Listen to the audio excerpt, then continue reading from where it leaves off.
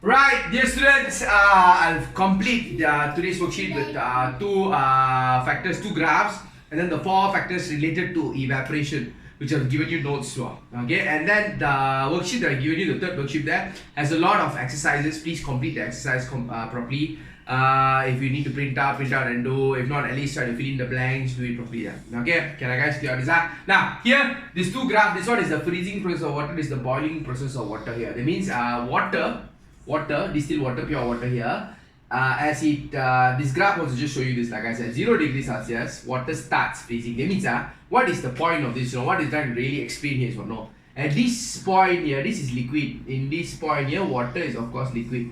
This one is semi-liquid, semi-solid liquid form, semi-solid, semi-liquid form there. It means solid liquid form there, guys, at this point here, from here to here, as water starts freezing at point P, katakan yang ni point P. So at point Q, water freezes completely. When it freezes completely, then it becomes solid. So this one, you can say is liquid. This one semi-liquid ataupun semi-solid area.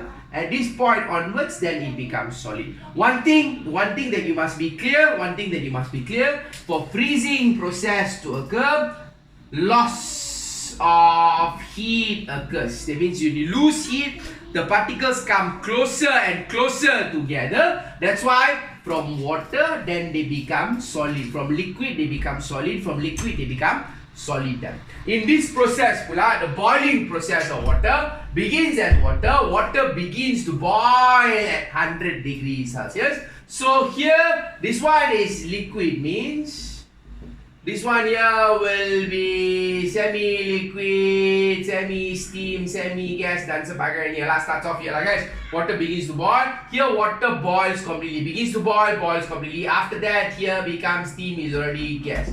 So how does liquid become gas? This graph you got to understand. When boiling process occurs, here gains heat. So one process, loss of heat occurs, loses heat depth. Another process gains heat. When you lose heat, you become closer and closer. Liquid becomes semi-solid, all coming closer. Particles of solid are all close together. Atoms are close together. Then become solid. This always yang mendatar kan, yang benda yang mendatar ni selalunya semi-state. Some got still in liquid, some a little bit solid. So semi-liquid solid state there. This one also same here lah guys. Is in water liquid there, lepas tu nak jadi gas. So this one will be little bit water, little bit gas, not yet complete, not yet all become steam here. Okay? Can I clear on this guys? Simple graph only. Why am I explaining this now here? The first question related to the Latin that giving the worksheet 3 there is related to this. So be clear on this. Daripada water starts freezing process at 0 degrees Celsius. So this line here got some already become ice, already freeze, some still in liquid form. So got solid, got liquid as well. At this point onwards, water freezes completely, already completely freeze, already become ice then. Okay? One more thing, just want to tell you a bit more is what, guys, is this part here related to the evaporation process. Evaporation got four processes that are involved in evaporation, which is temperature, humidity, then got surface area, and then got air movement. These are the four factors that influence evaporation. Once first part related to bit on this, I'll just touch and go a little bit on that, and I've given you how we can use evaporation in a real life situation. So that is another part of it, guys. So settle this a bit. Two graphs, settle, try to go through latihan. I'll give you the answers.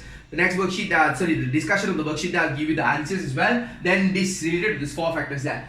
Surface area is simple, like I just give you one example and I go in the same example again and again. Example, tomorrow you got school in the morning, you get up, morning school there. Okay, tomorrow in school you got uniform body day, like guys.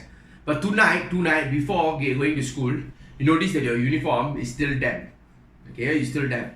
So what are the ways that you can help to make it dry? Let's look at this one by one. First one, surface area. You will take your uniform, let's say your t-shirt, your uniform body t-shirt, You will open it up nicely. You won't like put it crumple and then dry. You nicely open it up, then you will dry. A towel, you want to dry a towel, you nicely open up the towel, then you dry. Why you open up? When you open up, got higher surface area, bigger surface area. When you got bigger, larger surface area, that faster rate of evaporation. That's the idea. You want the evaporation rate to be faster. When the evaporation rate is faster, then it dries there faster. Okay, that's the idea. First one there. Then second one, temperature. Let's say you get up in the morning already, must go to school already, still find the uniform there, still a little bit damp. What you will use? Iron. When you use iron, temperature higher. When the temperature higher, evaporation occurs faster. That logic only, guys. Simple, straightforward only that. The pass to air movement. Come to this, guys. All this 1, 2, 3 factors here. All, if there is more surface area, more higher rate of evaporation. Higher the temperature, higher the rate of evaporation. More air movement. Contohnya that night dam, tomorrow must use the uniform dam. But not yet dry, what you can use is put the uniform under a fan. Ataupun directly to a fan there, stand fan ke apa direct to the fan. When got fan there, got more air movement. When got more air movement, dust got more higher rate of evaporation there. So all these three, surface area, temperature, air movement, high, evaporation rate will be higher. Okay, except for humidity.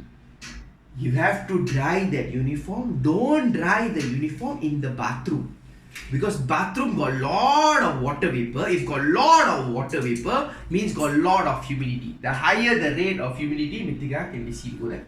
Humidity higher. So if there is higher humidity, that means the rate of evaporation there will be lower. So you want to put it in open area where it's not humid, in a room ke, hall ke, yang mana tak humid, that part there got lesser evaporation. Okay, clear on this, guys. So this one, surface area high, higher rate of evaporation. Temperature high, higher rate of evaporation. Air movement high, higher rate of evaporation. Humidity high, lower rate of evaporation. Okay, and make sure you settle all these graphs all properly. These two graphs related to the freezing process and the boiling process there. Make sure you go through freezing there, loss of heat occurs, then boiling there, gain of heat. So when it gains heat, the molecular structures become more further apart, they go more far away there. Okay, hopefully this helps a bit there, guys. Do more latihan, do more latihan, do more latihan. That helps you better. You learn faster, you learn better when you do the latihan there. Please try.